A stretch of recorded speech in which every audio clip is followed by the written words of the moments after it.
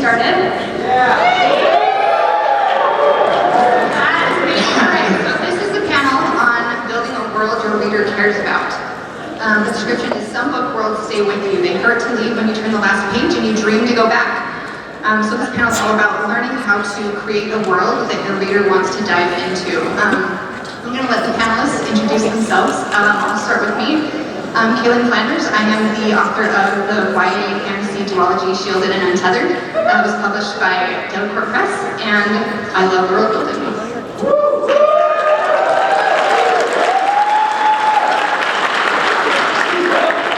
I'm Sanderson, author of Too Many Random Things. And let's not forget, breaking Kickstarter. I'm Todd McCaffrey. I've written on Herd. I've written all over the place. I've gotten so big that I have to have the newspaper to remind me what we're doing. And so I've been doing world building for a little while, and I grew up with somebody else who was doing some pretty cool world building, named Dan McCaffrey.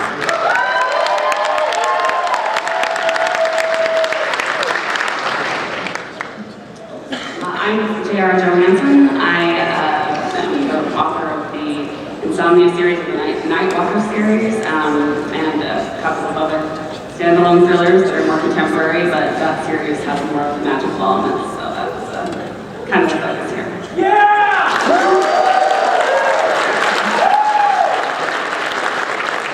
I'm Corriea. I've written a bunch of books about all sorts of weird stuff.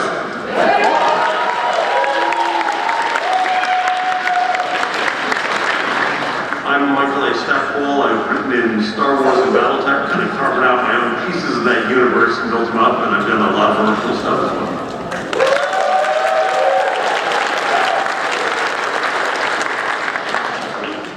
My name is James A. Owen. I'm the author and illustrator of Here There Be Dragons, the Chronicles of the Imaginary Geographica. And I think that's part of why I'm on this panel, is I created a device in those stories that let me play with all the worlds I love from every story I've ever read. And I've done 8 of them, and I hope to get to do more.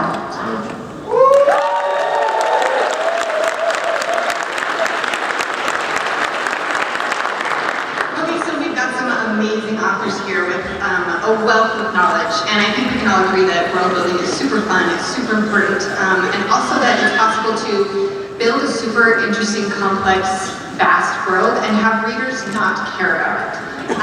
So, the goal of this panel, I think, is to talk about really whatever you want to talk about, really, but also is to learn how to create a world that your readers are willing to pay, I don't know, $40 million for, or something, right? That's sort of the goal. Right, okay, so my first question, just to get us started, is from your experience, what is the secret sauce to creating a world that really invests your readers? Your readers hurt to turn the last page. And anyone can answer it anytime. Oh, I thought you were going to make Brandon answer first. I'm an equal opportunity moderator, it's fine. Secret sauce. I don't know if there's secret sauce. The secret sauce to all writing answers is do it your way, what makes you excited, right? People are going to sense your passion and enthusiasm. And so this goes doubly, I find, for world building. With world building, it's the place where you can add, I feel like, your most distinctive stamp on a story by taking what you love and are passionate about and building a fantasy world around that. And I really think that's kind of the secret. I mean, Larry has made an entire career out of, hey, I love guns, I love shooting things. Why is all the guns and shooting things so bad? I'm going to make the world building that the guns and shooting things are good in my books, and lo and behold, they're fantastic because his passion for that comes through. Oh man, I'm blushing. I would also say, not just fantasy worlds, but science fiction worlds, because with science fiction, I think we've now agreed, it's kind of like science fiction has lost. Science fiction is officially a subset of fantasy. But with science fiction, you try to want to build a world that we can see as tomorrow or somewhere in the far future. We still want to make it work and you want to make it something that people want to live in or not. Think H.G. Wells' Brave New World and stuff like that. When it comes to me, I've been doing a lot of pantsing recently, so book 1 is kind of like, woo! And then book 2 is, okay, now how do I make this work? And it's just been a blast. So that is sort of where I go. I think it was Ted Sturgeon who said, you should know everything about your world such that you could walk through any room in it with the lights turned off and not trip. The other side of this is you don't want to spend any more time than you possibly have to on imagining the world if you're not going to use it. If there's a closed door over there and you don't know what happens when you go through the closed door, that's fine. It's a closed door. I think similar to what they both said, so much of making a reader care about your world has to do with you caring about your world. If 90% of stories that have you totally drawn in as the author, that have you very excited about specific elements of that world or specific the way that different parts of the world work and interact with each other, those are the same things that will excite your reader. Yeah, you guys bring up contagious enthusiasm. I think that's absolutely key. Because if you're excited to write it, the readers are excited to read it. For me, I like thinking of cool stuff I want to have in the book. So if I want to have magical fight sequences or whatever, if I want to have big kaiju monsters, if I want to have whatever, I gotta then ask, if this, then what? And so how would that exist in this world and what would it do to it? And that part's actually really super fun. And I just brainstorm the crap out of it. And until I'm really enthusiastic about the idea, and then I hope you guys like it. It's also fairly critical that the characters, your viewpoint characters, the characters through whose eyes the readers see the world, are engaged with the world, and they're enthusiastic about it too. If they treat the world like it's real, then for your readers it will become real. It will become a second home, and that's why they won't want to leave. If your characters are not connected to the world, if they don't belong there, if they didn't grow up there, the reader will feel that dislocation.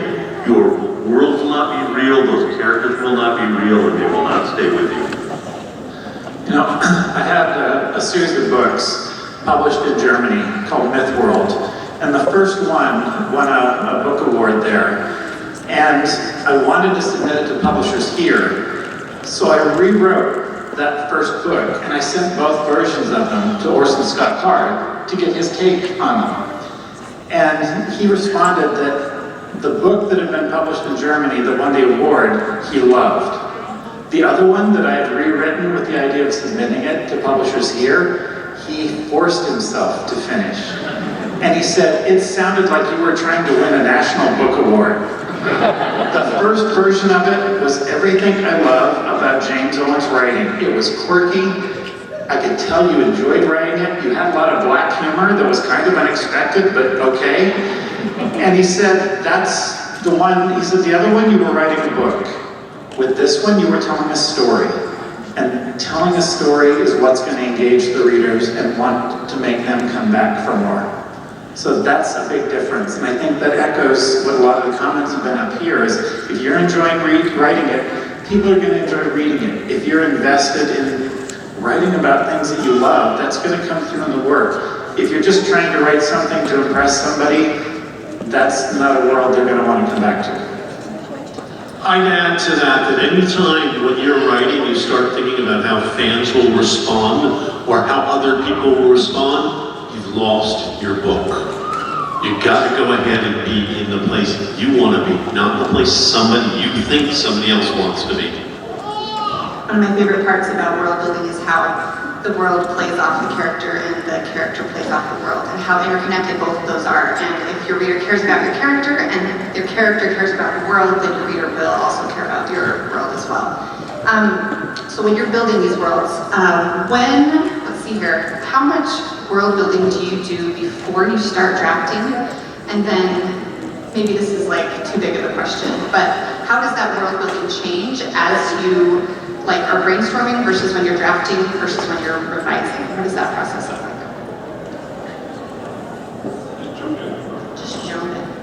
Okay, my personal philosophy on this is I love world building, and, but the problem is world building, you could do it forever and never be done. And I run into these writers all the time, and it's like, oh, I've been building my world and my setting for 4 years, and I'm almost ready to start my first chapter.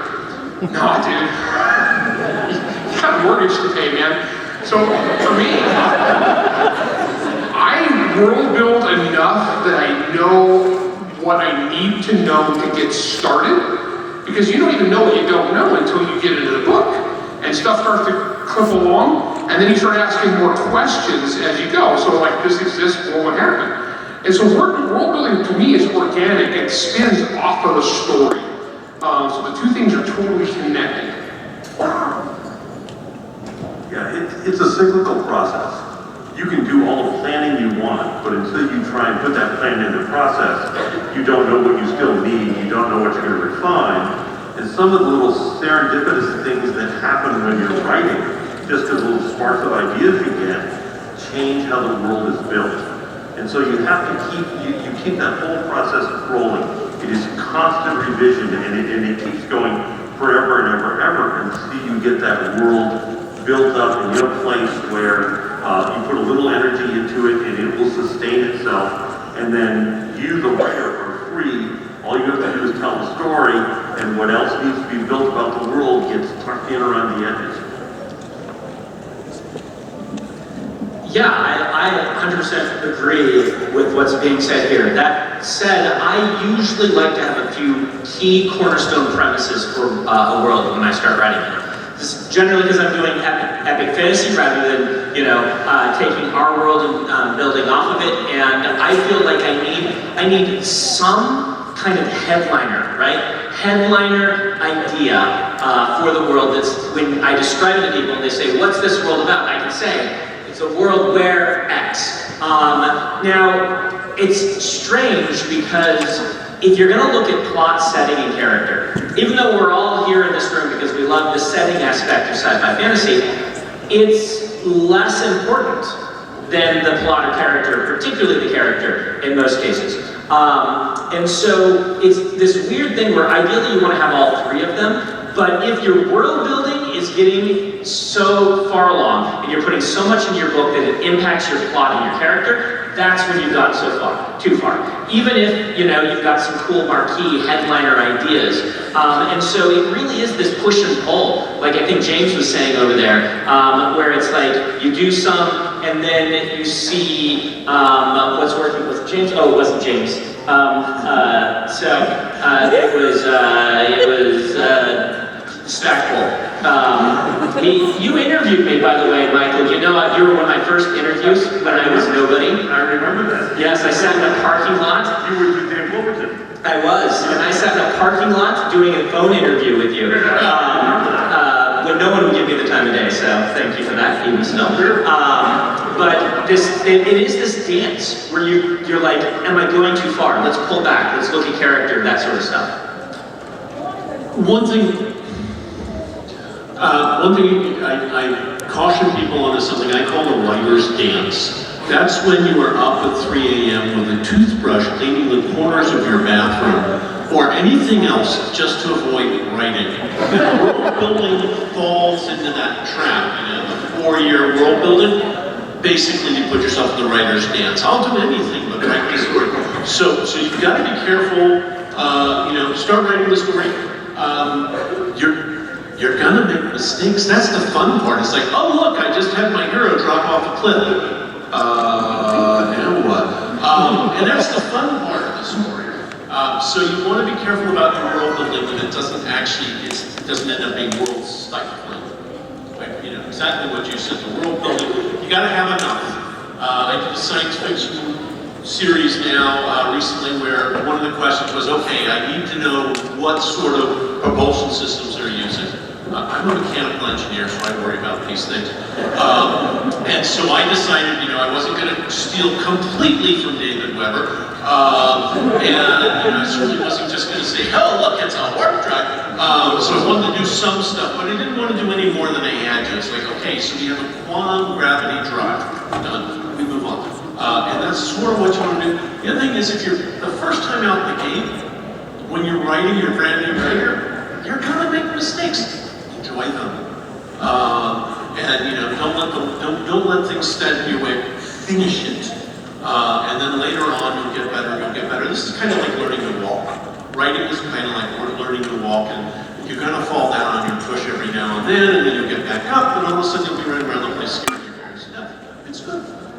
Anyway, so but just something to think about with your world building. Don't, as Brandon says, don't push on it so much that it's stopping you from getting the actual story told. I also think, like, going back to what Brandon said initially about like knowing your own self and being your own writer, I think, you know, if you're growing as a writer, you're probably discovering new things about yourself, new things you want to push and try that you haven't ever done before, and that's going to come after, you know, probably in the process of the story itself. And so not only will the story evolve as you're writing it, and the setting can evolve, and the characters can evolve, but also, you know, your own like writing can change. And I think that all has to come. It reminds me of Legos. It's like you have these two, and then you can put one on top. But like if there's a big gaping hole in the middle, depending on how you build it, like it may not work quite as well or be quite as stable. And and as far as like getting to the end, getting to the end is so important. Like the thing I have to do, I know I hate every book that I write for the first 20,000 words. That's my process. And it's not great, it's really difficult to get through that first 20,000 words, but once I get past that, I know I'll like it again and be excited about it again. And then I can go back and fix whatever was bothering me in the first part. And I understand that this is my process, but I also have to like give myself permission to suck, which is, I think, such an important thing, because the whole revision process is about going back and taking something that's not as good as you want it to be and turning it into something you're really proud of and something that you were hoping it would be to begin with. And so I think that before you can get to the revision part, you have to finish and give yourself permission for it to be bad, or for it not to be what you want, until you can go back and fix it. And jumping on top, whichever works out, that'll do. But it takes a little bit. Yeah, it's the wrong. Some of the best stuff that's been written has been written with the, oh, this is the wrong way to do it, but I'll put it in there anyway. It comes out great. I would also add, I'm always surprised at how many details come out in the 5th or 6th revision, right? Like, you think you have it and you think you know it, but every moment you spend in your story, you get to know it a little bit better. And as it evolves and changes, it becomes really thrilling to add in the little details that take it from a general world to like very specific and interesting. Anyone else? We're good? Okay. So let's see. Do you have any tips for balancing your world building on the page to avoid info dumping? Especially at the beginning where it's like chapter 1, you've got a new character, you've got a new world, you've got a new plot, new problems. Any tips for balancing the world building on the page? Larry's going to speak now. Okay. Honestly, guys, okay, so info dumping, you mentioned David Weber. Info dumping by itself is not bad if you're David Weber. If you've got the skills to make that essay really awesome and the fans like it, so I mean, it just depends on the style you're trying to do. I personally don't. I like to interspace my stuff. I like to reveal it kind of organically through the point of view characters. I don't like to just beat you over the head. Now, there are the best tricks I've ever seen, and one I did actually steal from Brandon was chapter bumps. I think chapter bumps are one of the most clever things ever. I stole them from Frank Herbert, so Yeah. good pedigree there. Steal from the best, okay? And so he did chapter bumps in Mistborn. So each chapter of Mistborn had like this cool little, like almost encyclopedia entry. It was really interesting, and it didn't distract you from the book, because there's just a couple paragraphs there at the beginning of each chapter with something that may or may not, pertain to that moment, but it was like a cool world building thing that continuously. I stole that, I did that in my Grimoire Chronicles of Art Magic, and so every single, it was 1930s alternate history, so every single chapter starts with a fake historical quote. So I use a real person, only I would take real historical quotes and I would twist them to fit that world.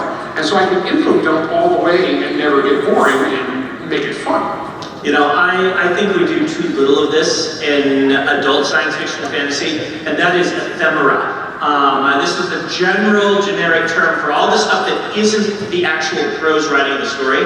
I think Watchmen is one of the best pieces of media that's been released in the last, 50 years. And part of what makes Watchmen awesome, if you haven't read it, is at the end of every issue of the comic, they have some piece of ephemera, including the letters between two characters they're exchanging about the toy line that they're building based on themselves, and pictures of those toys, and an excerpt from someone's biography that was a bit character. And these sorts of things, I like to do a lot with art and the Stormlight Archive, allow you to do world building that, again, a picture can be worth thousands of words. And getting the picture in there, I love doing things like that, and it helps. I would also say, quick tip for if you're worried about info dumping is I almost always throw away my first chapter after I finish the book and I go back and I write a new first chapter. Usually, one of the big problems is that first chapter has too much info dumping. It's too boring, it's too writing myself into the world, and even in a sequel, back into the character. And if I just rip that out after I know what the book is really about, and write a new one, it just works better. I just did that on the book I'm working on right now. Glossaries. Holy crap, in fantasy novels, especially if you do it as an in-world glossary at the end, and you do it like as if it was written by the characters, and it's organic to that world, people love that stuff. It's fun. Look, when you're building your world, you get really, really proud of all the stuff you put in it. But you don't need all of that stuff to make your world work for that story. So what you need to do is think real hard and reduce every fact you need to know about your story to a single sentence. And then make sure there are only 6 of those. And if you work hard, you can explain enough about your world in 6 sentences that people can read the story. And then you take those 6 sentences and you layer them through the first quarter of that novel. You'll expand on them a little bit, to make paragraphs and little, ticky-tack things like that. But the fact is, you need to distill your book down to exactly what we need to know to make it work. Once you've got the book working, then you can throw all the other stuff in and it'll be okay. But it's not going to be big info dumps that are going to knock readers out of the world. Well, and often those will knock you out as well. I think for me, when I'm writing, and I have gone way too far into some detail that really no one needs to know or will care about, at some point I get bored. And then I'm like, I probably needed to stop this several paragraphs ago. And that is always a good way to kind of tune into it as well. Okay, because we're all nerds, right? We're writers, and we all have our nerdy crap that we're into. Okay, and I'm a retired finance guy, right? I'm a retired accountant. And so in Sons of Blacksword, I actually have a fantasy world with fractional reserve banking. Is that in the book ever? No. Because that would be boring as crap. So you got to kind of balance this, just put in the stuff that they want to read. You need a lot of this world building for plot elements and things like that. I often use a metaphor. My wife needed to get my kids to eat more vegetables. And this was a fad at the time, but she realized that she puts them in a milkshake, she blends them up, it'll make the milkshake green, and then she can say it's zombie guts. And then the kids loved it, right? They wouldn't eat it otherwise, but then she could throw it in and make a green shake. And I've always kind of remembered that as that's often how you want to do your world building, is you want your world building blended up with your other things. You want your world building to be part of your characterization, to be part of your plotting. When a character walks on the screen and starts describing the world, you want the world building to be part of the way we see them. And we're seeing through their eyes. We know immediately if this is a person who knows what fractional reserve banking is or not, based on the way they feel about the money they're counting out to buy whatever they're buying, right? That's the best way I found to get your world building. One tip that I love that I heard from somewhere at some point was if you're questioning it, to ask, why is this here and why is it here right now? And if you don't really have a really solid answer for that, then it might need to be cut or moved so that everything is very, very linked to your character and your plot. Any other comments? All right. How do you guys approach world building differently depending on like the age of your reader and your genre? Because I know we have a lot of different genres and some different age groups. So how does that change for you?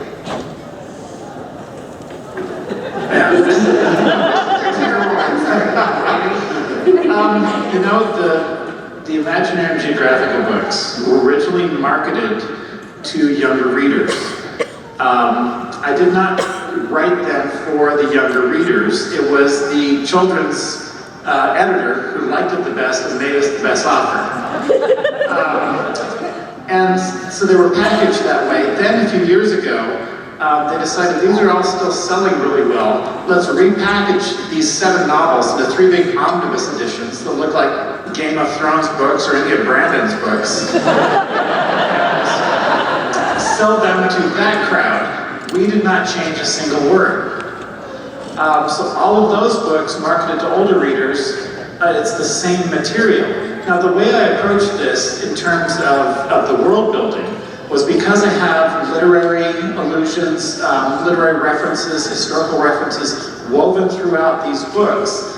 I had to do that keeping in mind that a wide range of different age readers would be approaching these books, and I wanted it to be approachable by all of them.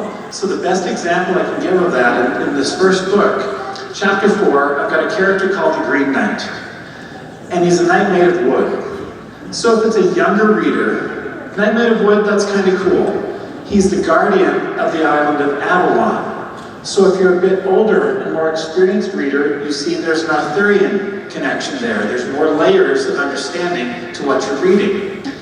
If you're an older reader still, that's more widely read. He's Charles Darnay from Charles Dickens' book A Tale of Two Cities, and becoming the Green Knight was his penance for Sidney Carton's sacrifice. And Charles Dickens was a caretaker of the Imaginary and Geographica, which is how he heard the story.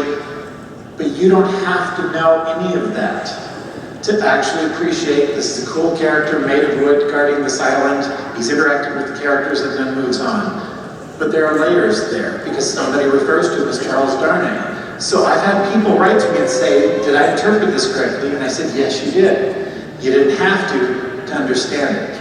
And so it is a delicate dance, but it's possible to make them accessible to a wide range of readers. You know, James, I actually have a word I use for that in my world building. I call it fractal world building, because a fractal, mathematically, is something that, one aspect of fractals, so a lot of fractals stuff, but one aspect of fractals is the closer you zoom in on it, the more detail you see, right? They're like infinitely detailed. And I like this idea that from a distance, you see, like, you know, a lot of coastlines are fractal. And from a distance, you can see the shape of an island. And from a distance, you can understand that this knight is a green knight. He's made of wood. That's cool. But as you zoom in, you can find all kinds of layers beneath. And it is really tricky. It takes a lot of practice to learn how to do that in a way that's not going to overwhelm or make particularly people feel like they're not getting the joke. What you don't want people to do is read your book and feel like they're not in on it. You want them to enjoy it, but you also want them, if they get really into it, to be able to dig deeper and find more to it. And I've kind of built my whole career around this idea of world building, that the deeper you dig, the more there is to find. That wasn't even an answer to the question, though. The answer to the question is, for different age groups, you do need to modulate your learning curve. Learning curve is how much upfront you put into your book. There's a good reason why a lot of middle grade fantasy books are what we call portal fantasies that start in our world and then transition to a fantastical world, because the kids can handle really complex world building, but the genre staples are make sure you are adding it less slowly, because you don't want a brick wall. You don't want a Malazan Book of the Fallen for 8-year-olds, where, you know, and so a lot of the reason for this, you don't have to write yours as a portal fantasy. The reason is, all right, first we establish that, you know, this kid is what their personality is. And, oh wow, it's so sad they live under the stairs. Oh, then there's this. Oh, and then there's this. And then you ease into it. And a shallower learning curve generally equates to a younger reader base. Not always, but different genres tend to want to have shallow learning curves. Epic fantasy can have a steeper learning curve, and a lot of thrillers want to have a shallower learning curve, just for page turningness, if that's a word. I'm just trying to imagine YA Steve Erickson now. Yeah, YA Steve Erickson. I mean, I'm a young adult author. All of my books that are out currently are young adult, and I think the second that you find yourself trying to, in any way, talk down or dumb something down for a younger reader, you've lost the mark. And I do think pacing has to be like, I write thrillers also, so like, gripping is kind of what I do, and that's what I want to do, and it works really well for that audience because the information can also be there. It's just the way you reveal it and how much you give it a time. Yeah, Way of Kings, it's like 5 chapters before you even figure out who the main characters are. You can't do that in a middle grade. You just can't. And it's just a different feel. It's not talking down to you. A lot of times you can be a lot faster paced, particularly in YA, is what I've found. Do you feel like this is an unplanned question, so maybe it's a dumb question. Do you feel like the immediacy, like the closeness to the character differs between like middle grade and YA and adult? Like I feel like in adult you can get a lot farther from the character, and in YA it has to be, maybe not has to be, but kind of immediate. You're right, like you can do anything, right? And you'll end up with books like The Golden Compass that break all the rules and no one knows where to shelf it, right? You'll find copies of that book all around the bookstore. You'll be like looking in the music section. It's like, oh, they shelved it here too, because why not? Because, it's got a protagonist that's pretty young, but it's got, you can break all the rules. But in general, you are right. YA in particular, the rule of thumb is hit a character really hard in your opener, so we know we're going to follow. There's a reason why the majority of YA are single or dual viewpoint, often first person, sometimes first person present, to just really get into a viewpoint. Whereas you get to epic fantasy and we're doing stuff where we've got 40 characters and you're jumping viewpoints, but we have 400,000 words to play with as opposed to 80,000 words. Okay, so I would love to know, what is your, either your favorite part of world building or like your absolute nemesis? So like, for me, time and distance when I'm building worlds and like moving people through them is horrific because I'm also terrible at that like in real life. So like, timelines and like how long does it take for a horse to travel from here to here? Like, I hate it. It's good, but I hate it. I'm with you, Kaylynn, on that one. It was Kaylynn, right? Yeah. I'm with you on that one. My continuity editor hates when I put in a date, and they're like, you say it's been 2 weeks, it's been 2 months. I'm like, oh, well, all right, sorry. So I am there with you on that one. I'll have to think about the rest of the questions, but. Somewhere along the line, I have to go back and put in dates, just so I know what the heck is going on and make sure I'm not doing silly things like 2 months versus 2 weeks. So I generally start putting them in when the world becomes too closer to the microphone. I generally start putting them in when I have to get closer to the microphone. Sorry. No, I generally start putting it in when I realize that this is really important. I hate putting dates in because they slow me down. They're not necessary to the story. I'm going to take them out when I'm done with the story, but they are necessary for the structure. So you sort of see that thing happening. That in some respects, it's a world building thing that you have to keep an eye on.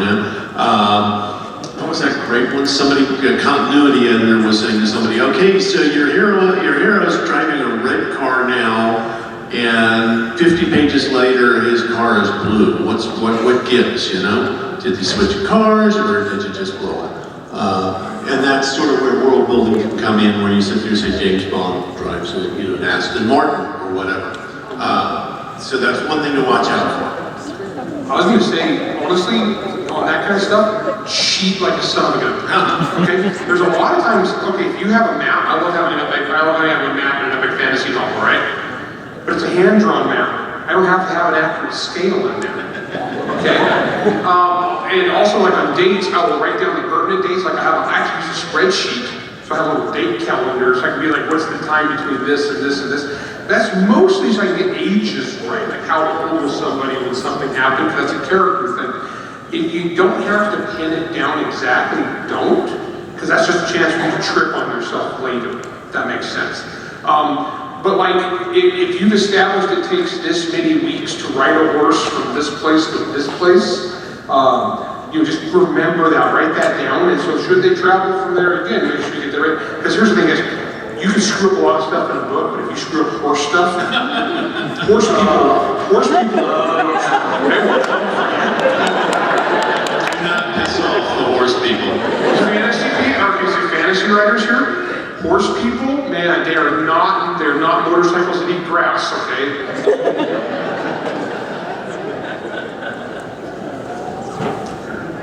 You know, my favorite thing, since we were asked for a favorite, this is going to become as no surprise to anyone who reads my books, is when I can take some part of real world science and build an entire setting around this concept. When I can say, ooh, what if this one thing in our world were different, and I can build something just really evocative out of it, that's what really excites me about world building. With mine, in these books, this one's been out now 16 years, so I'm not giving away too many secrets and surprises here, especially since at the time it came out, there was a movie deal, an option announced, and they gave away the surprise in every news story. The caretakers of the Imaginarium Geographica are people in the real world, like Jules Verne, H.G. Wells, Edgar Allan Poe, and the three young men who start off this series are named John, Jack, and Charles. And we don't find out their actual identities until the end of the book, when we find out this was the first meeting of C.S. Lewis, J.R. Tolkien, and Charles Williams when they formed Inklings. Their first adventures happened in my stories that inspired them to write all the stories that they did. And so my favorite part about that world building was leaning into what so many people already knew about these characters. And I could have them approach this huge magical library on this fantastic island, and it's sealed with this elven writing around the sides. And one of them says, well, maybe that's how we open the door. And it says in Elvish, speak, friend, and enter.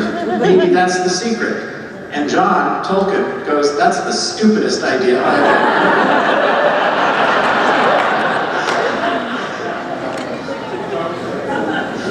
I think for me, it's the thing I like the most is something that I can bring from, that I'm passionate about, kind of like the science thing, but it's not always like in a particular field. That seems so disciplined and confined. I'm not that disciplined, I think, but like I have a unicorn book where she's a goth unicorn. When she's not a unicorn, she learns how to throw axes because I am in an axe throwing league. And like, I have a fascination with dreams, and my Nightwalker series is like a guy who, when he goes to sleep at night, gets trapped in the dreams of the last person he made eye contact with. And it's just like, things that fascinate me on just a day-to-day basis. Like, I love finding ways to make them work and not only complement and fit into this world, but to like build upon the world and make it stronger in a different kind of way than I probably would have otherwise. I think the thing which I enjoy the most about world building is that there's infinite possibilities, and it's almost a manic phase to go through of writing down all these different ideas, and you know they'll change and they'll be modified as you go along, but you just start pumping out a lot of data to get sort of a feel for the venue that you want to write in. And along with that comes the most frustrating part, which is as you're pumping out all this stuff, you know there's a story there, you know there's a plot there, and it just exists over the horizon. And you're never quite there until the day you're there. And so it is absolute torture waiting for yourself to know the world well enough, see how all the pieces come together, that are going to make a plot work. But the point is, keep working at it, keep refining it. Once you're in that world, once you understand that world, all of this stuff comes so much easier. Are you all good if we open up to audience questions for 10 minutes? Sure. Is that all good? There's a microphone in the middle.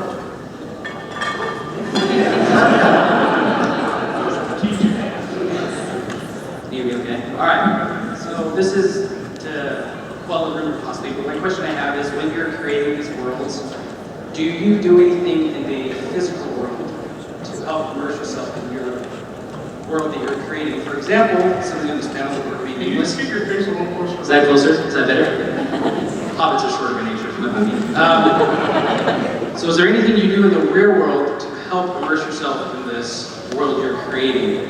I heard a rumor that somebody over here, Mr. Sanderson, when you're creating a new world, you might change around your furniture or create a new workspace. I don't know if that's true. I heard it from a friend who says they know you.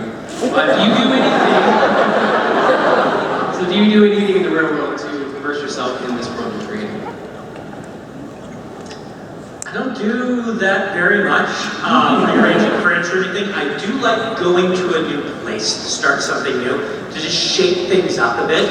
And so if I can go right in a new location sometimes, that is handy, but I frequently don't have the opportunity or luxury to do that. Like, I've got to start a book today, so I start the book today. I will use music to get me in the right mood. That's probably the thing I do the most. For me, the whole idea, the concept that I have, that the caretakers of this imaginary geographic, of these fantasy worlds, are all real people. I like to lean into that, especially with the fans and the readers. And the caretakers are known because they all carry silver pocket watches with a red dragon on it. And I always have mine with me because I always get asked at every convention. And the look on the faces of the readers that ask and then realize I have that watch. The librarian at Magdalen College in Oxford also has a watch for those same questions. And that's part of it, is I always feel connected to those stories, and the readers that come and meet me at shows like this walk away feeling that connection too. And that's an energy that helps me create those books. Very important for me is I procure every firearm. I make sure I get a personal copy. Research.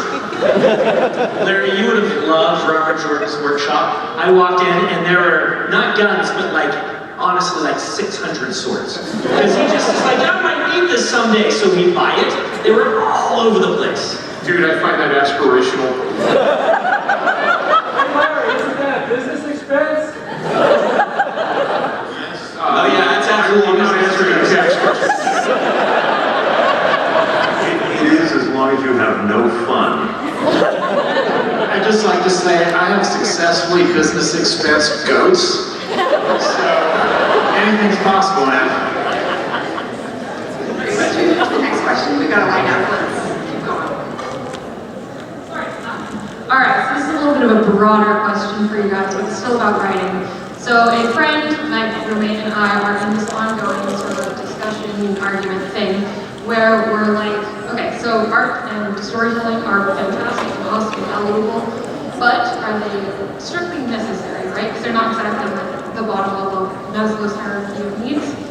I think that like it is, and that we do need it, but I have a really hard time like articulating why. Can you guys help me explain why do we need art? Why we need art, why we need fantasy in particular. Ooh, I love this question. I could go an entire panel. I'll try not to.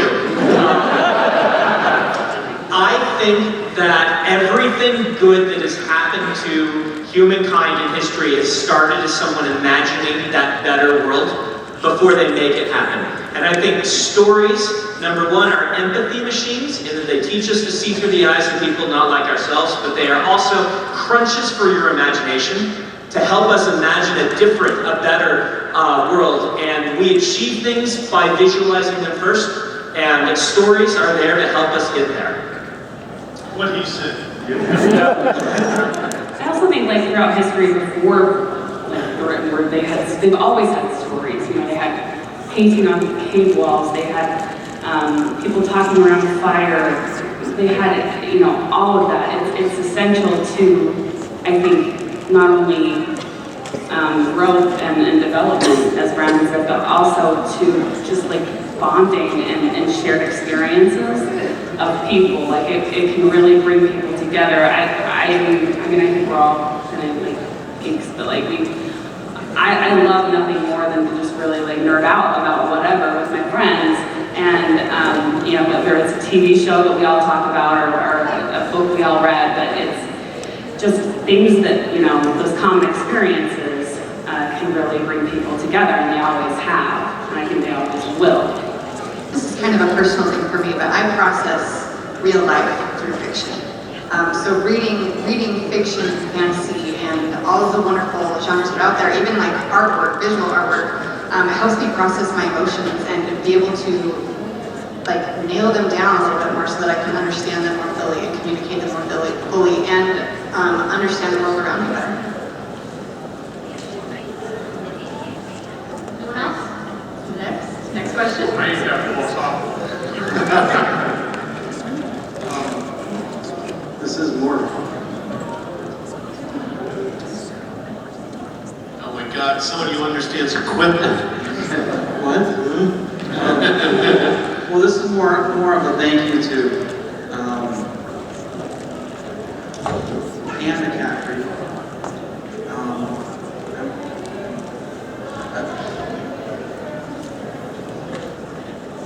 Go. I struggled with dyslexia growing up.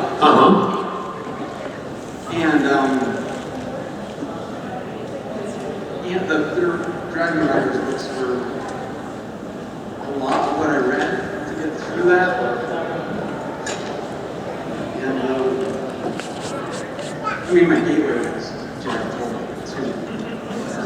But I just wanted you to know,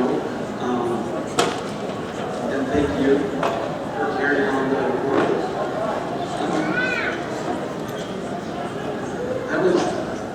I wanted to say thank you for that. I don't know what else to say.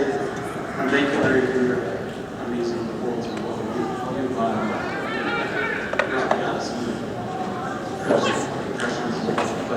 But that was just a huge influence. Well, thank you very much. And yeah, I mean, Mom did a really good job building worlds.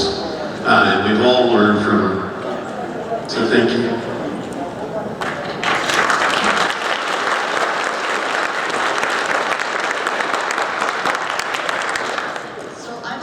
Fascinated with religion, like real life religion, and so the fantasy books I see most drawn to are the ones that have really elaborate religion. So I'm just curious, how do you decide if you use religion in your books, what you do with it, and how it impacts the characters?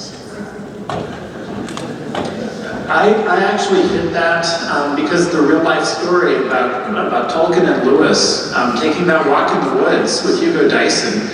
And Lewis was a non-believer when they started, and died a little Christian when they came back. And so I told a story about that night in my third book, and had to examine that from all those different aspects. And I love Tolkien's explanation about this is a mythical story we have heard many times before, except this one actually happened. And being able to weave that into that, and have these characters look at that from the different angles and viewpoints, and dealing with characters in the story that believed in older gods and different gods and how to reconcile that. I actually had a lot of fun with that because I could examine that from a broader viewpoint and present it a little more dispassionately so people could take it on that same basis of here's a story and let's look at these elements. I would say that I try to treat belief in faith and all of it, the spectrum around it, with respect, because when we put things in books, we are building based on what we have seen. That's how human beings' creativity works. And so I always want to be careful to be respectful of my source material and to understand that things that may seem odd to me are not odd to the people that believe them, and maintaining that and trying to make sure that the people in the world have their measure of respect even when they disagree. That's one thing that I like to do. Okay, so when I did my epic fantasy, I actually cheated and had an atheist empire that had banned religion. I wanted to go the opposite direction on that, and I had a legal underground religion. So it's like this guy says about respect and understanding. That said, in my Monster Hunter, my urban fantasy, Monster Hunter Nemesis, I get into the whole angels and demons kind of thing. And I actually snuck in, for those of you who are return missionaries, because we're in Utah, I snuck in the entire fourth discussion. And it's funny because I saw reviewers from all over, they're reading, it's like, it was interesting. Corriea went with this interesting theology that usually people use a very Catholic theology when writing about this subject, but he went in a totally unique direction you've never seen before. I can actually send 2 nice young men on bicycles to your house. Let's discuss that further. I'm all about cheating.